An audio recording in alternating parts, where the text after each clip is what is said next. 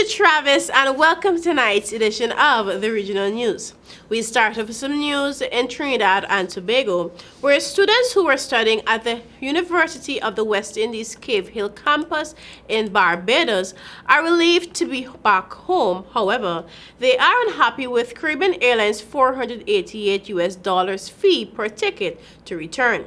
Some students yesterday called the fee unjust, saying some of them had less than 24 hours notice of the cost and were left in a frenzy trying to source the money from their relatives and friends to secure a seat on the repatriation flight. The students were among a group from Cave Hill who arrived in the country around 2:40 p.m. yesterday and were subsequently quarantined at the UE St. Augustine campus for the mandatory 14 days in keeping with the Ministry of Health's COVID-19 protocol.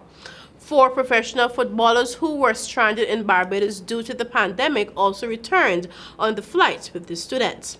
At yesterday's press briefing, Health Minister Terence Dale Singh said they were expecting about 85 students from Barbados. On Saturday, 140 students from UWE's Mona campus were also quarantined at the St. Augustine campus after they arrived in Trinidad from Jamaica. Given the financial woes experienced by students, the government on April 27 wired a $300 to students studying at Cave Hill and Mona who were not on scholarships. Speaking on the condition of anonymity yesterday, however, the students took issue with the price of the tickets and the limited notice they were given to pay the money. Caribbean Airlines Limited yesterday issued a release on the matter but recalled it later on. It did not send another release before press time. And now for some news in South America.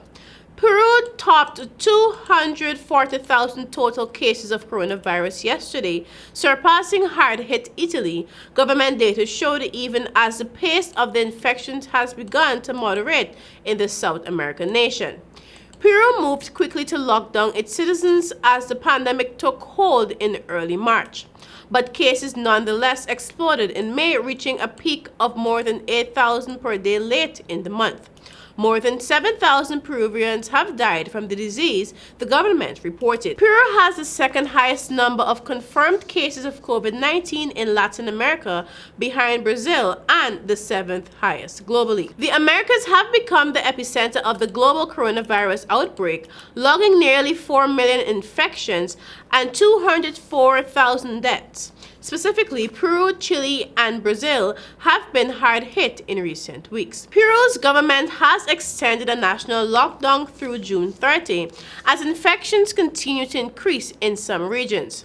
The country reported 3,752 new infections on Wednesday, down by more than half since their peak on May 31. Meanwhile, on June 13, last week, Chile President Sebastián Piñera replaced Health Minister Jaime Manelich amid controversy over the country's figures for deaths from the coronavirus outbreak.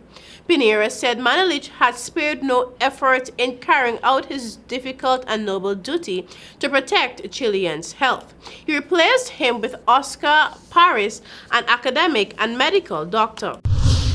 And finally, the European Commission called on Wednesday for global leaders to cooperate to buy bulk quantities of potential COVID-19 vaccines to avoid harmful competition in the race for a shot and ensure any future vaccine is available for developing countries. With nearly a dozen potential vaccines now in human trials, rich countries have been rushing to buy up doses in advance from pharmaceutical companies to make sure they will have enough supply should any prove successful.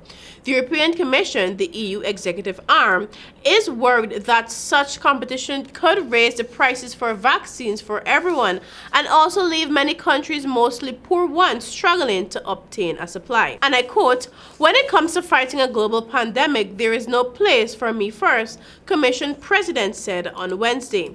The EU is planning to spend approximately €2 billion on the advanced purchase of vaccines in testing on behalf of 27 EU states. EU countries are also pursuing their own initiatives, with Germany, France, Italy, and the Netherlands making a joint deal last week with drug maker AstraZeneca to buy upfront its vaccine under development. Washington has so far made clear it is prioritizing its own citizens for COVID-19 vaccines.